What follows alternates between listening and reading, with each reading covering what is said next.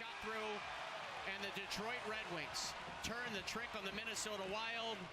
They rally from a 2-0 deficit and sneak out of here with a 3-2 win.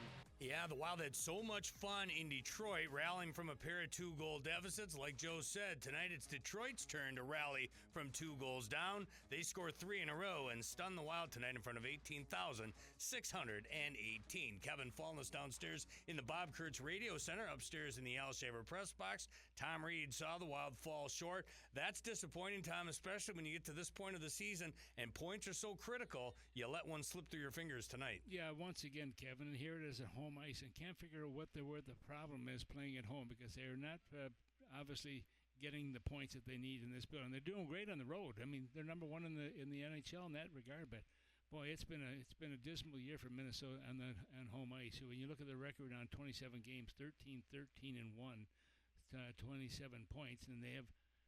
What do they have? 45 points on the road, or 15 points on the road. Whatever it is, it doesn't matter. It's disappointing to sit up here and watch this thing at home, game after game, and see listen to the fans. Also, they're not very happy. They want to see a win in this building, and Minnesota, unfortunately, has not been able to do that very much this year. Yeah, it's too bad. They had won 2 straight going into the break. They lose the first game back, and they won't be back here again until Sunday afternoon when they host the Boston Bruins. That said, Tom Reid in the 3-2 loss to the Detroit Red Wings. Who is Tom Reid's catalyst of the game? Well, I have to go with a Detroit player in this one. That's going to be number 77, the big defenseman out there. Had 2 goals in this hockey game. He's a +2. He blocked a number of shots also. He's got that big body, too, but he played almost 22 minutes of time here, and that's going to be Simon Edvinsson, who did a great job. He's just a 22-year-old rookie, also his first year in the National Hockey League, but he comes up with 2 big goals in this one. I was going to tell you, I watch a lot of hockey, and I watch a lot of hockey around the National Hockey League. I had never heard of Edvinsson before tonight in any way, shape, or form, and he bit the Wild not once but twice. Yeah, he did. He got the tying goal, and then he gets a game-winning goal. I mean, how good is that for him, obviously, right now? But you look at him, last year he was in the American Hockey League with the Marlies. He played 5 games, just got 1 assist. And with Anaheim, he had 10 games. He had no points in the NHL that last year. But he's making up for it right now and helps his team get 2 more points. Good night for him. Not a good night for Philip Gustafsson. We talked in the intermission. We didn't like Edvinsson's first goal of the hockey game, and in the end, it's going to be just 13 saves for Philip Gustafsson, who stopped just 2 of 4 in the middle frame. You know, a team has to have confidence, but you have to have confidence in your goaltender, and that's what scares me right now. Do they have confidence? Because he started the season so well. He played really well and gave Minnesota a chance to win a number of games because of his play. But right now, I mean, they've got to find a way to get the goaltenders back on track here again, and we'll see what happens coming on the road with 2 more games on the road.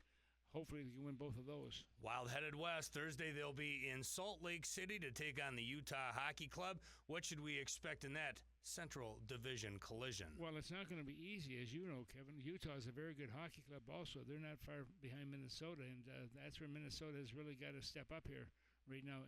Utah, when you look at Utah coming in here, they picked up a number of points this year, and of course they're the old Arizona team going to Utah, and we'll see what happens here right now. But they actually have a pretty good brand of hockey at this point. Yeah, they've already taken 2 or 3 from the Wild. We'll see what happens Thursday night in Salt Lake. You just got here. 1 game in St. Paul, and you're going back on the road, Tom? Yeah, tell me it isn't so. I can tell you're disappointed, Kevin. Very, very much so. Tom, travel safe. We will talk to you Thursday, if not before. Thanks, Kevin. That is Tom Reid upstairs in the Al Shaver press box. He says Simon Edvinsson, who gets his 6th and 7th of the season. His last one proves to be the game winner midway through the 3rd.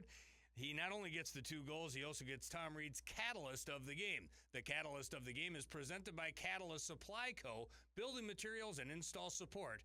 Boost your build. When we continue, we'll get you inside that Wild locker room. We'll hear John Hines in his post-game comments as well and get you ready for a trip west. You're listening to Wild Hockey presented by XL Energy.